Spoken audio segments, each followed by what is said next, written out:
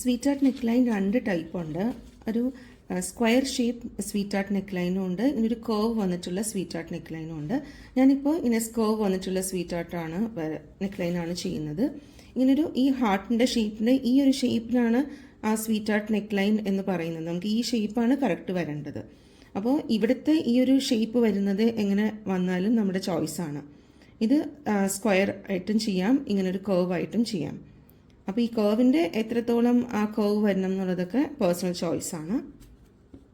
ഇതിപ്പോൾ ഞാൻ പേപ്പറിൽ ഇങ്ങനെ ഡ്രാഫ്റ്റിംഗ് ചെയ്തിട്ട് ഇങ്ങനെ വെച്ചിട്ടുണ്ട്. ഇങ്ങനെ നമുക്കിപ്പോൾ ഞാൻ തുണിയിൽ ചെയ്യാൻ പോകുന്നത് ഇതുപോലെ തന്നെ പേപ്പറിൽ ഡ്രാഫ്റ്റിംഗ് ചെയ്ത് വെച്ചാൽ നമുക്ക് മെഷർമെൻറ്റ്സിലൊന്നും അത്ര ചേഞ്ച് ഇല്ല എന്നാണെങ്കിൽ ഇത് തന്നെ നമുക്ക് എടുത്തിട്ട് തുണിയിൽ വെച്ച് ചെയ്താൽ മതി. നെക്ക് ലൈനാണ് ഞാനിപ്പോൾ ചെയ്യാൻ പോകുന്നത്. ഇതിപ്പോൾ പേപ്പറിൽ പ്രോപ്പറായിട്ട് ഡ്രാഫ്റ്റ് ചെയ്തേക്കുന്നതാണ്.